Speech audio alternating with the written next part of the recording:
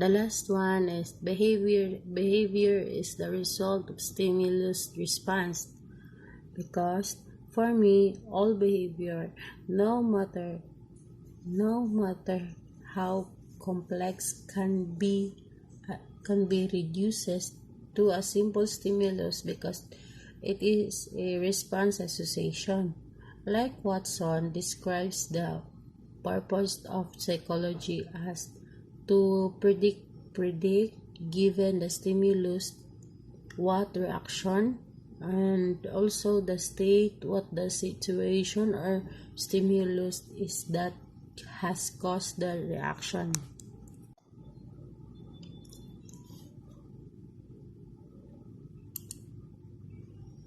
Types of behaviorism. Other types of behaviorism will be the methodological behaviorism. So,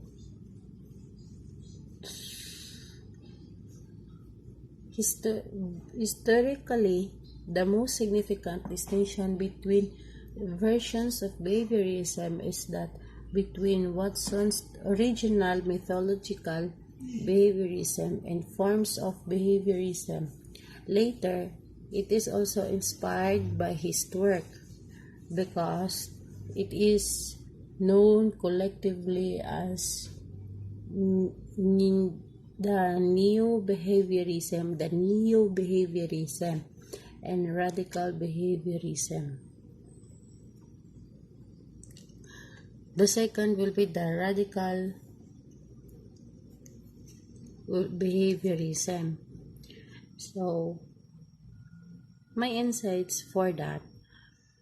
Radical behaviorism, Skinner, like Watson, also recognized the role of internal mental events, because while he agreed such private events could not be used to explain the behavior, he proposed they should be explained in the analysis of behavior. And also another important distinction between the methodological and radical behaviorism, it concerns the extent to which environmental factors influence behavior. And also the radical behaviorism accepts the view that are born with innate behaviors, and thus recognizes the role of the genes and biological components and behavior. The history of behaviorism. Pavlov, 1897, published the results of an experiment on conditioning after originally studying digestion in dogs. Watson, 1913, launches the Behavioral School of Psychology, publishing an article, Psychology as the Behaviorist Views It. Watson's and Rayner, 1920, conditioned an orphan called Albert B., aka Little Albert, to fare a wild rat. Thorndike, 1905, formalized the law of effect. Skinner, 1936, the root of behavior of organisms, introduced the concepts of operant conditioning and shaping. B.F. Skinner, 1948, published Walden II, in which he describes an utopian society founded upon behaviorist principles. Journal of the Experimental Analysis of Behavior began in 1958. Chomsky, 1959, published his Criticism of Skinner's Behaviorism, Review of Verbal Behavior. Bandura, 1963, publishes a book called The Social Learning Theory and Personality Development, which combines both cognitive and behavioral frameworks. B.F. Skinner, 1971, published his book Beyond Freedom and Dignity, where he argues that free will is an illusion.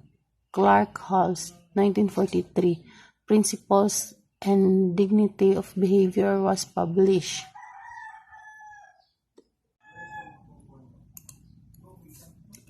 Classical versus operant conditioning.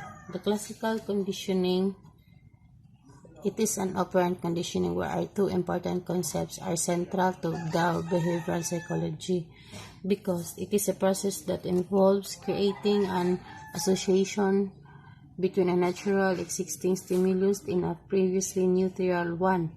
And also, classical conditioning is a process that involves a pairing a neutral stimulus, such as the sound of a bell, with an unconditioned stimulus, the taste of a food, like example for the dog.